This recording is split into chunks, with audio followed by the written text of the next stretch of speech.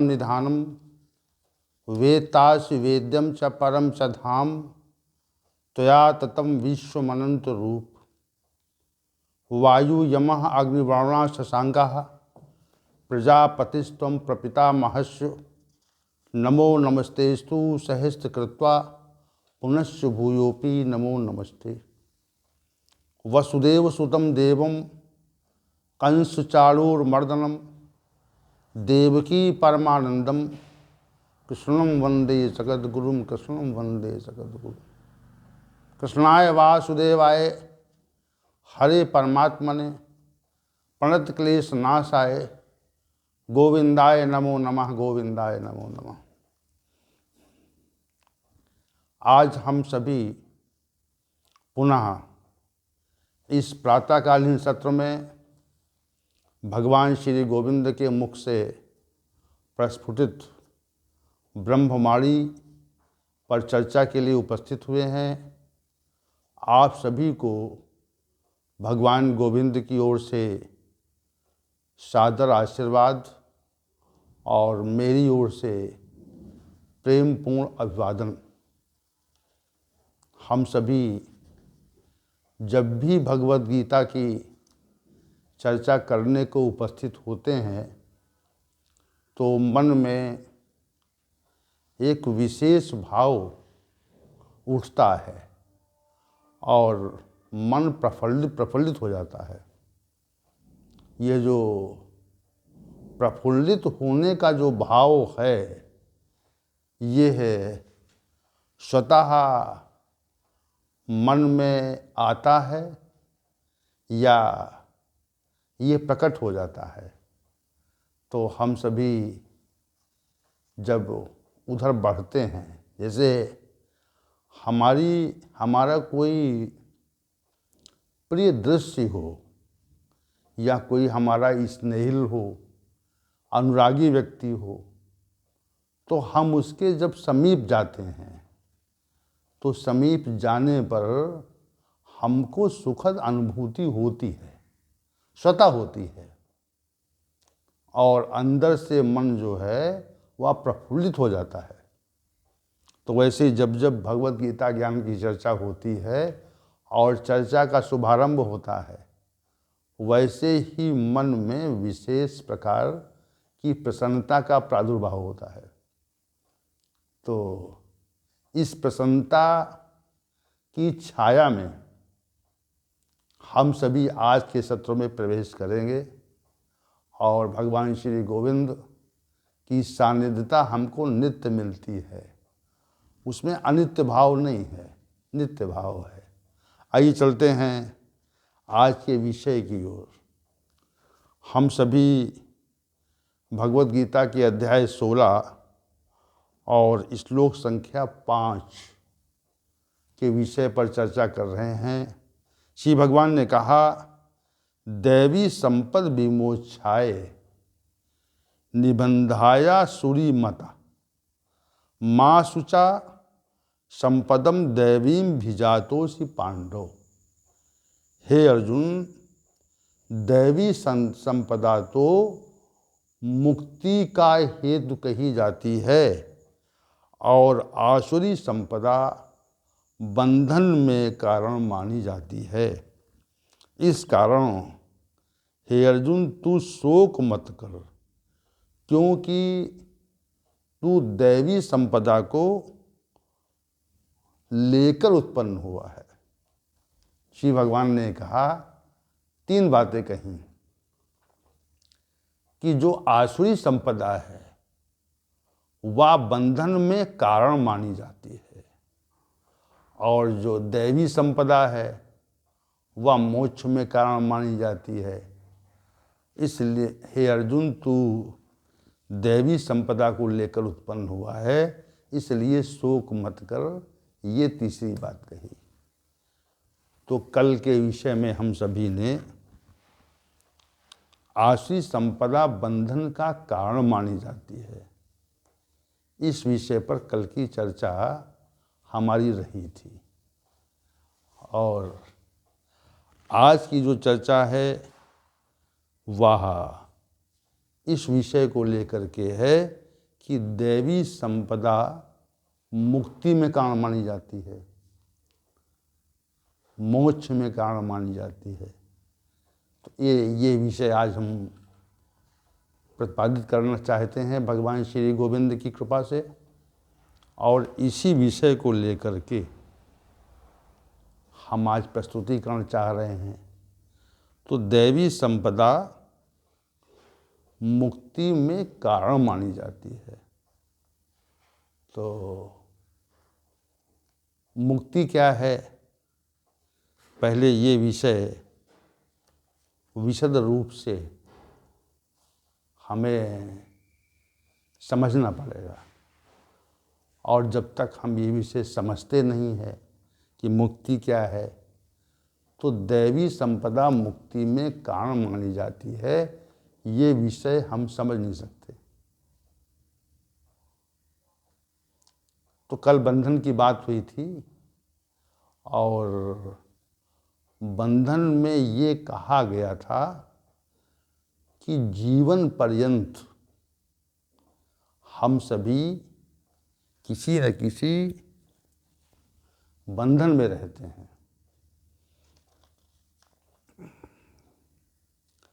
परिवार का बंधन,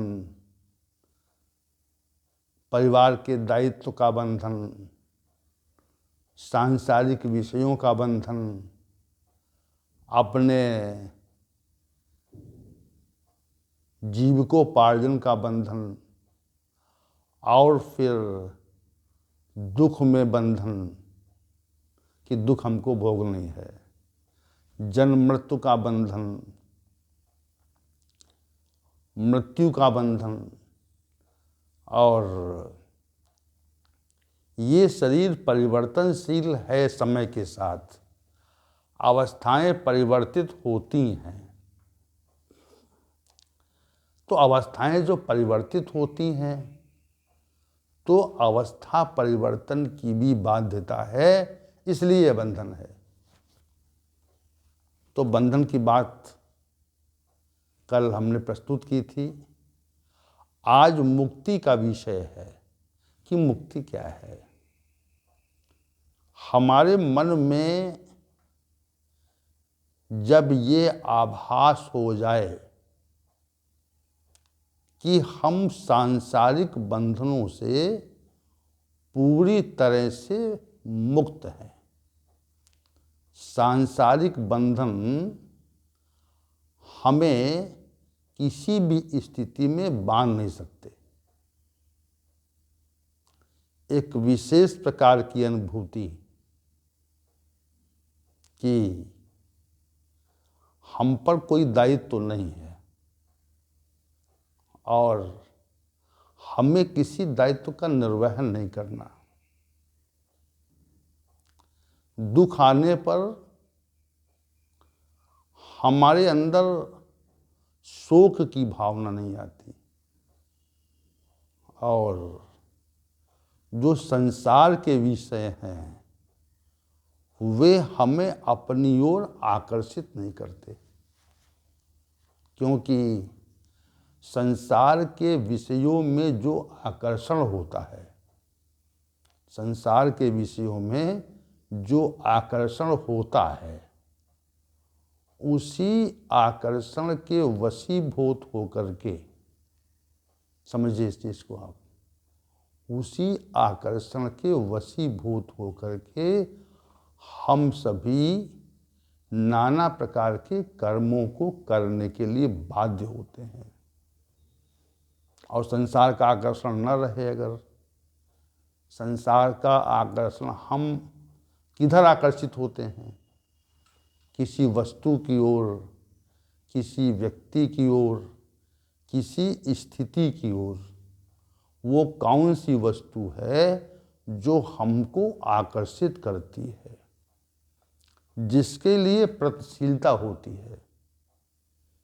वो कौन सा व्यक्ति है जो हमको आकर्षित करता है, और उसी व्यक्ति की ओर हम आकर्षित होकर के खींचे चले जाते हैं, उसमें आसक्त हो जाते हैं। कौन सा व्यक्ति है वो? कौन सी स्थिति है जिसके कारण उस स्थिति के लिए हमारे अंदर आकर्षण है कि हमको ये स्थिति प्राप्त हो। सांसारिक स्थिति की बात हो रही तो वस्तु के लिए आकर्षण होता है, व्यक्ति के लिए होता है और स्थिति के लिए आकर्षण होता है। तो इन 3 प्रकार के आकर्षणों में हम किसके अधीन रहकर कार्य करते हैं। जब आकर्षण होता है तब आसक्ति होती है और उन्हीं विषयों का चिंतन होता है। और चौथी बात यह है कि हम किस विषय की ओर आकर्षित हैं, कौन सा विषय हमको आकर्षित करता है। तो जब तक आकर्षण है, जब तक आकर्षण है तब तक बंधन है।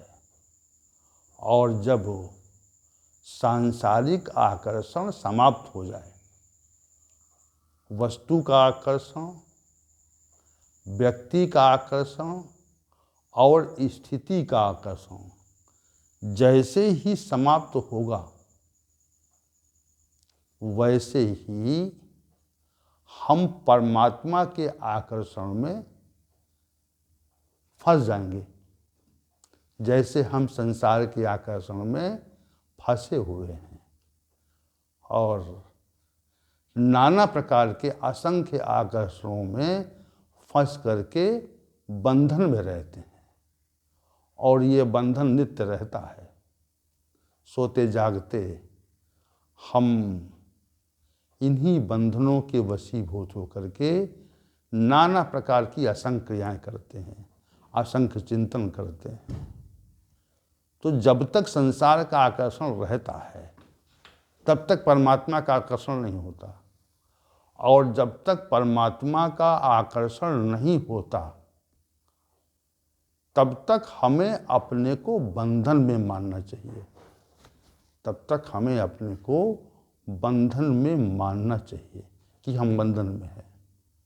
परमात्मा का आकर्षण जैसे जैसे ही हम परमात्मा की ओर आकर्षित होते हैं, उस सत्ता की ओर आकर्षित होते हैं जो इस जगत की आधारभूत सत्ता है, उद्भव करने वाली सत्ता है। जैसे ही उधर आकर्षण होता है तो संसार का जो बंधन वाला आकर्षण है वह धीरे धीरे धीरे धीरे स्वतः समाप्त होता जाता है।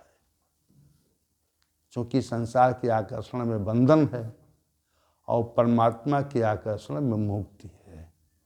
लेकिन जैसे कोई रोग आपके शरीर में हो जाए तो वो रोग धीरे धीरे ठीक होता है, एकदम ठीक नहीं होता।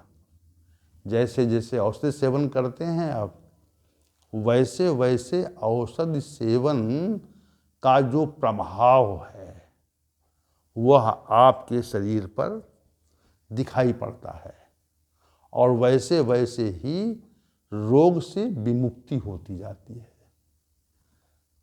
और एक समय वो आता है कि हम रोग से पूरी तरह से मुक्त हो जाते हैं। तो यहाँ पर जब तक संसार का आकर्षण रहता है तब तक हम बंधन में हैं, यह निश्चित मानिए। और जैसे ही परमात्मा का आकर्षण आरंभ होता है और संसार के आकर्षण का धीरे धीरे विनाश होता है, तो परमात्मा का आकर्षण जैसे ही आरंभ हुआ वैसे ही परमात्मा का आकर्षण जैसे ही आरंभ हुआ वैसे ही हम सांसारिक बंधनों से अपने को मुक्त करते जाते हैं। सांसारिक जो बंधन है वह स्वतः ही, सांसारिक बंधन स्वतः ही छूटता जाता है। और जितना अधिक परमात्मा का आकर्षण हमारे जीवन में होगा, जितना हम आध्यात्मिक विषयों की ओर आकर्षित होंगे, उतनी ही मात्रा में बंधन समाप्त होगा और मुक्ति मिलेगी। तो जब संसार का आकर्षण पूरी तरह से समाप्त हो जाए और हम परमात्मा के आकर्षण में पूरी तरह से खो जाएं, तन्मय हो जाएं, तो ये जो तन्मयता है, जैसी तन्मयता सांसारिक विषय भोगों में होती है कि हम उनमें तन्मय हो जाते हैं और तन्मय हो करके हम विषयों में एक रस होना चाहते हैं। हम विषयों के उपभोग काल में और चिंतन काल दोनों में इतना रमते हैं विषयों के साथ में कि उससे फिर हम विलग नहीं होते। कुछ क्षण, चूँकि विषयों का जो उपभोग काल है वो क्षणिक है, तो इतना रम जाते हैं उसमें कि रमने के कारण हम उसमें एक रसता का अनुभव करते हैं। वैसी एक रसता सांसारिक विषयों के परित्याग से परमात्मिक विषय की जो एक रास्ता है जिसमें हम रम जाते हैं, तो फिर संसार का आकर्षण हमारे सामने तुच्छ प्रतीत होता है और हम उसी मात्रा में बंधन से मुक्त होते हैं। बंधन समाप्त होता है कि नहीं बचा, अवशेष नहीं रहा बंधन। तो जीवन काल में हम मुक्ति का आभास कर सकते हैं, मुक्ति का आभास कर सकते हैं और मुक्ति का आभास तभी कर सकते हैं जब हम सांसारिक बंधनों से, सांसारिक आसक्ति से अपने को विलग करेंगे।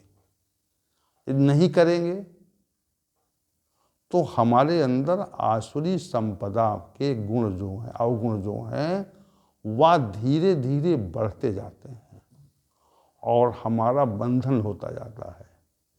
और जैसे ही हम सांसारिक आसक्ति समाप्त करके परमात्मा के विषय में खोते हैं, वैसे ही जो बंधन का कार्य है वह धीरे धीरे समाप्त हो जाता है और अंततः बंधन पूरी तरह से समाप्त हो जाता है। इस स्थिति को इस संसार की मुक्ति कहा जाता है। संसार में मुक्त हो गया, किसी से स्वार्थपरता का संबंध नहीं रहता। जब तक स्वार्थपरता का संबंध है तब तक आप बंधन में हैं, उससे मुक्ति नहीं है। और ये सांसारिक जो बंधन है वह मनुष्य को जीवन पर्यंत, वृद्धावस्था तक या कहे मृत्यु काल तक रहता है। मृत्यु काल तक सांसारिक बंधन छूटता नहीं, ये विशेष बात है। छूटता क्यों नहीं? क्योंकि हम परमात्मा के साथ अपनी संलग्नता को नकारते हैं, उससे संलग्न नहीं होना चाहते। हम संसार से संलग्न होना चाहते हैं, बंधन का यही कारण है। और जैसे ही बंधन, सांसारिक बंधन समाप्त होता है तो हमें अपनी मुक्ति का सहज ही आभास होता है। ये प्रयोगात्मक बात है। आप सांसारिक आकर्षण को छोड़ने का प्रयास करें तो आपके अंदर जो बंधन का भाव है वह बंधन का भाव धीरे धीरे ढीला होता जाता है, छूटता जाता है, कम होता जाता है। और जब तक सांसारिक आकर्षण रहता है तब तक सांसारिक बंधन भी रहता है, तब तक मुक्ति की कल्पना करना बेकार है। तो संसार में जब ये लगे कि हम किसी बंधन में नहीं हैं, किसी बंधन में नहीं हैं, हम मुक्त हैं, किसी विषय के बारे में हमारा चिंतन शून्य हो जाता है, और शून्य चिंतन के होने पर हम एक प्रकार की मुक्ति का, एक प्रकार की सहजता का आभास स्वतः करते हैं। और ये होता तभी है जब हम परमात्मा के आकर्षण में अपने को डालते हैं। अगर नहीं डालेंगे तो हम संसार के आकर्षण में फंसे रहेंगे और नित्य निरंतर बंधन का आभास करेंगे। तो बंधन समाप्त ऐसे नहीं होगा। ये कोई सामान्य विषय नहीं है, ये विषय बहुत ही विशद है, कठिन है। देवी हेषा गुणमयी मम माया दुरतया। जो श्री भगवान की माया है वह दुरतया है, दुष्कर है, कठिन है, इतनी सहज नहीं है और त्रिगुणीमयी है। तो जब तक हम संसार में माया के द्वारा उत्पन्न किए गए पदार्थों में, स्थितियों में, जब तक हम उनमें आकर्षित होते हैं तब तक बंधन रहता है। और जैसे ही हमारा आकर्षण संसार की वस्तुओं और स्थितियों से समाप्त होता है, माया के द्वारा उत्पन्न किए गए पदार्थों और स्थितियों से जैसे बंधन समाप्त हो, जैसे आकर्षण समाप्त होता है, तो त्रिगुणीमयी माया का जो प्रभाव है वह हमारे जीवन पर धीरे धीरे धीरे धीरे घटता जाता है।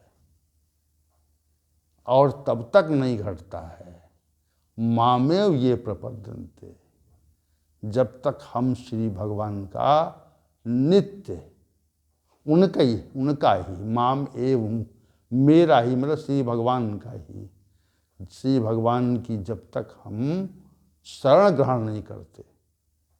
शरण ग्रहण करेंगे तो हम अपने मुक्ति की अवस्था का सहजाभास करेंगे, संसार की मुक्ति का।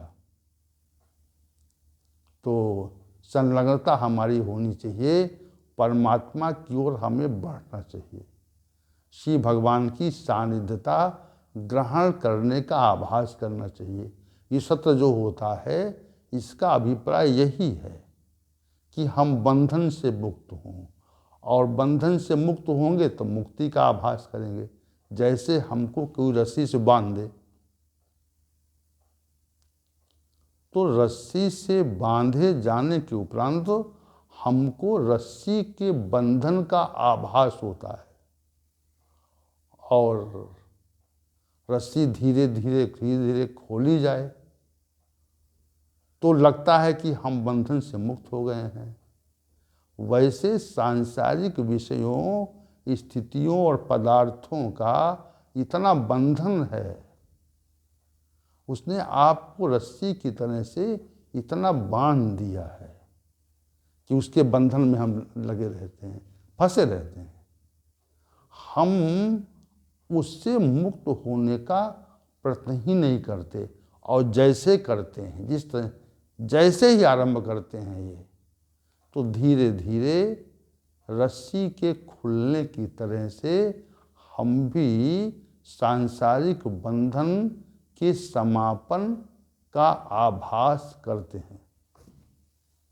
इसी का नाम सांसारिक मुक्ति है। संसार में रह करके आप इसको परख सकते हैं।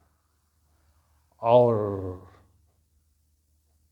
हमारी सांसारिक मुक्ति के अतिरिक्त भी एक विशिष्ट मुक्ति है, वो है संसार के आवागमन से छूटने की, संसार के आवागमन से मुक्त होने की जो स्थिति है पुनः जन्म और पुनः मृत्यु से मुक्त होने की जो स्थिति है उसी को विशेष मुक्ति कहा जाता है, उसी को मोक्ष कहा जाता है। जन्म होगा तो मृत्यु निश्चित है, और मृत्यु अगर है और यदि हम मुक्त नहीं हुए हैं संसार में रहते हुए, तो हमें पुनः जन्म लेना पड़ेगा। इसमें कोई दो मत नहीं है, इसमें एक ही मत है, एक ही रास्ता, एक ही विकल्प है कि हम संसार में मुक्त ना हो सके तो हम पुनः जन्म और पुनः मुक्ति, पुनः मृत्यु के चक्र में निश्चित रूप से घूमा करेंगे। इसमें कोई दूसरा सिद्धांत लागू नहीं होता, एक सिद्धांत लागू होता है। तो जन्म और जो मृत्यु है उससे मुक्त होना, और ये भी श्री भगवान की सानिध्यता से आती है, ऐसे नहीं आती है। तो जन्म और मृत्यु से मुक्त होना ही वास्तविक रूप से मुक्ति कही जाती है, जो मोक्ष कहा जाता है।